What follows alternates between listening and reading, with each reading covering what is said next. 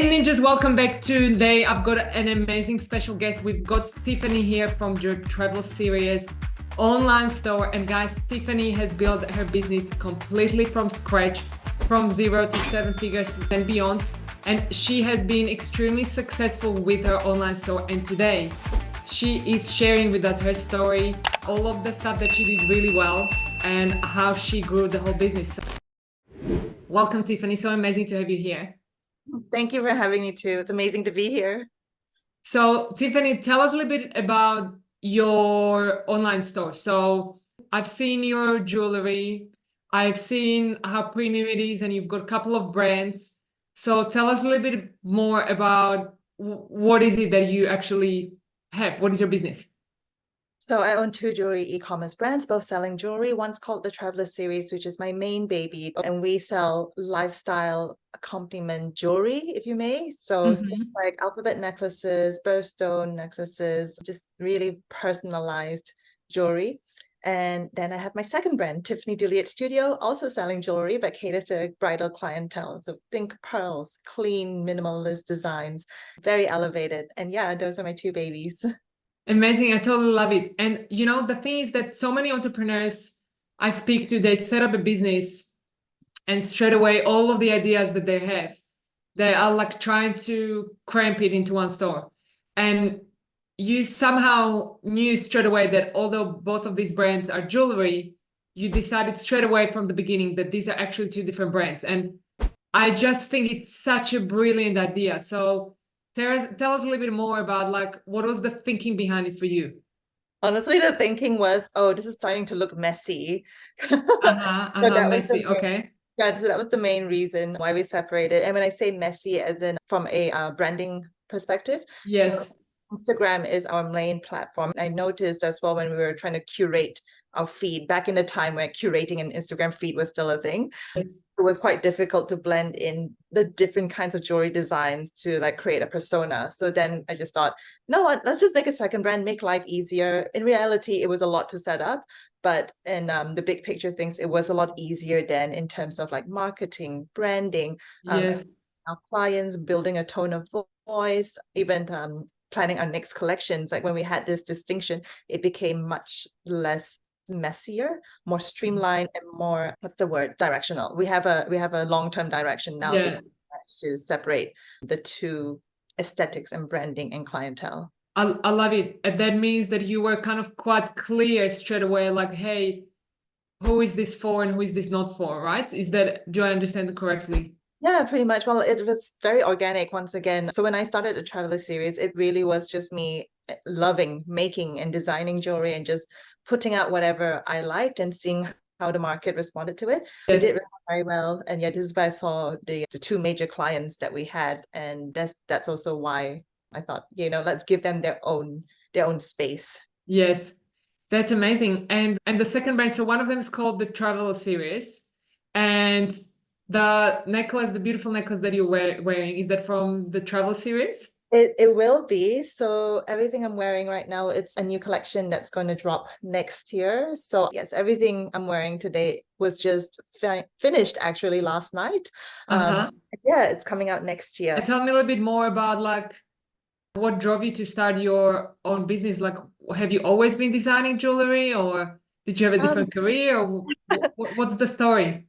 Yeah, I had many careers. So back in 2015, I was still working for someone. I was a property manager in a large real estate firm, and kind of like you, wasn't really happy with my job or happy with You were not feeling it. Like, is this the next 30 years of my life? Maybe not, you know? Yeah, I mean, I couldn't even see myself there for another 5 years, and I was feeling a little, not lost, but a little like I knew what I didn't want, and I knew what I wanted, but I wasn't quite sure exactly where that would lead me. So when I quit my job, I went backpacking for 2 years with my then fiance, now husband. That's amazing. Yeah, and during that time, I was sort of doing all sorts of like creative work. Like I was tattoo designing was actually one of my jobs. I was getting people messaging me on Instagram and they see my design saying like, oh, I want you to design a tattoo. And then that's amazing. I learned graphic design, and then I went into photography. So I was really trying a lot of things, but the only thing, sorry, photography stuck for a while, and I was a wedding photographer, and I thought that was my direction. And then COVID happened. So I was only a wedding photographer for 2 years before COVID kind of took all my jobs. Basically all my bookings for the year was just gone. And at that time, jewelry making was just another hobby that I was like trying out. And one of my bridal bridal photography clients, she's really sweet, and she's really, I guess, one of the main supporters of my brand. She came to me and said, I'm so sorry that, we have to postpone the wedding, but I noticed that you like to make jewelry. Could you make me a pair of earrings for my wedding? And I was like, yeah, sure. And yeah, these earrings are actually our best sellers to date. That's amazing. From 2020 till now, they're still like That's our incredible. sellers. Are they the pearl? Yeah, I just saw them on the homepage. They're named after my client as well. So it's the Pim Petite earrings. That's amazing. And do you feel like you were scared at any points? I would say I'm probably 70% that kind of person that's like optimistic and it's like, yeah, it's going to go well. I'm just going to do it and yeah. But not blindly either. Like I've done the research, I've done the lots and lots of thinking behind to at least know when I start like a new collection or a new venture that I would be able to at least make some part of the profit, some parts of profit back, or that I'm not going to fail miserably. So 70% that, 30% still but what if? It's important still to have that what if, because it keeps you grounded. It keeps you from being overconfident, because yes, that's true. Lack of confidence may take away some opportunities from you, but being overconfident, you'll waste opportunities. So yes, that's true. Definitely good to be a mixture of both.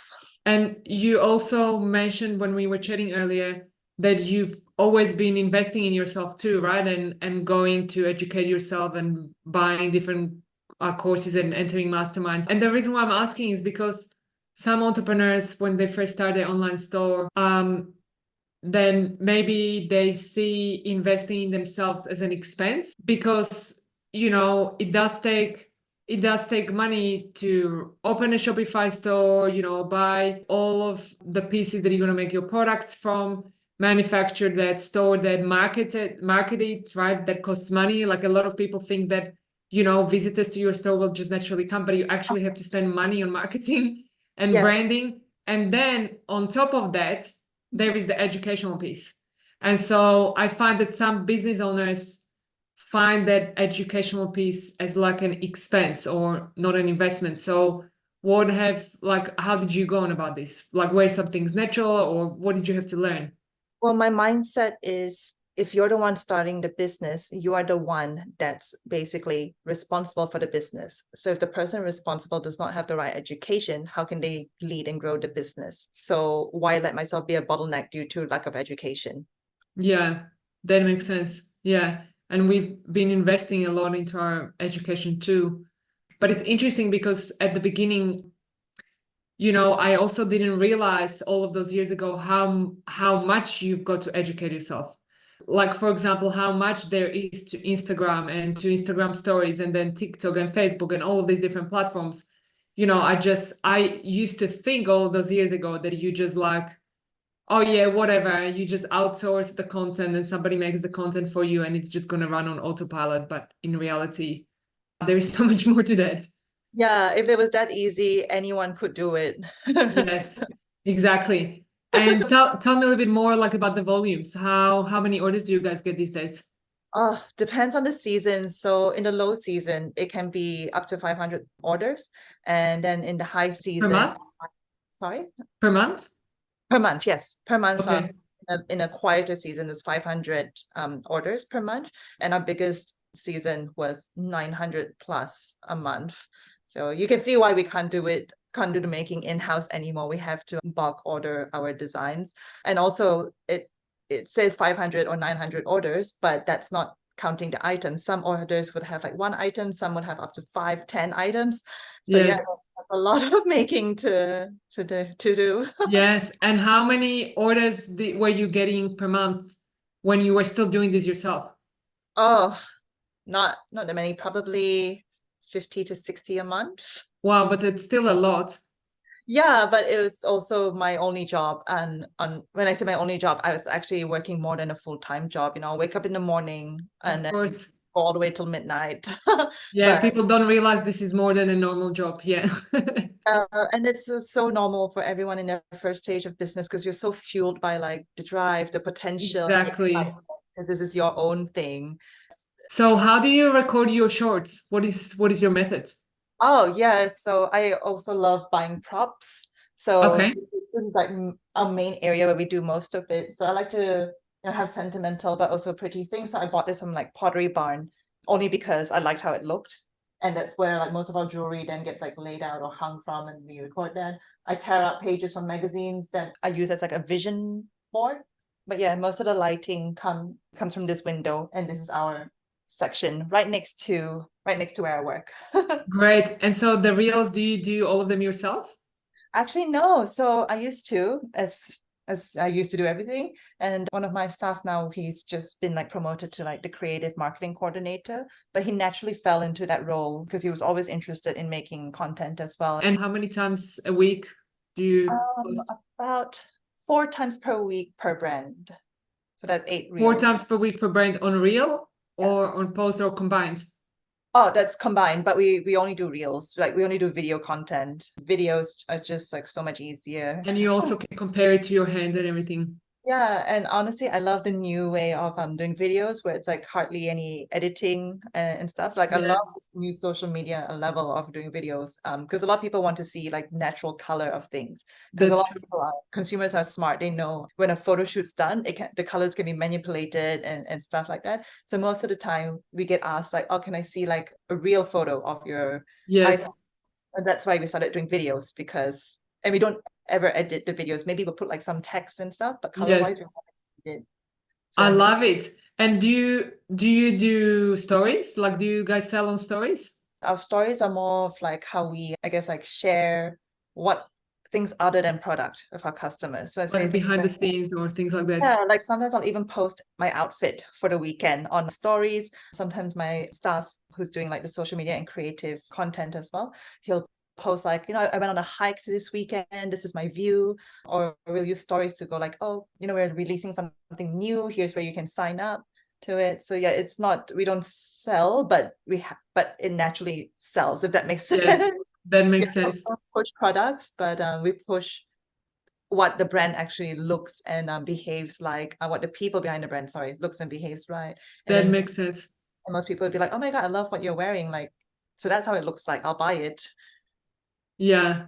And where do you get majority of your sales from? Is it ads or is it organic or Definitely paid ads. Our business, doing paid ads was, yeah, one of like the biggest things we could have done for the business. Even when I was doing it myself, I saw dramatically what a difference it can make. what is the vision? What's next for your business? Oh, I have so many ideas. Honestly, I don't know where to start most of the times. Like I said, ideas just come so quickly. I'd say in the next 12 months, I'm growing my team. So let's say the next 12 months, I'm just going to focus on growing my current 2 businesses some more. But in the next couple of years, I do see myself adding more brands into the mix, just because product is something I really, really love. I love creating a tangible product for people. So yeah, I have ideas of, they might change, but at this point in time, I do want to start a clothing brand. I want to start a men's Amazing. jewelry brand, and I want to start a furniture and home decor brand. Wow. So you That's can see incredible. the area I choose to stay in. It's all like designing. That's Yeah. amazing. I love it.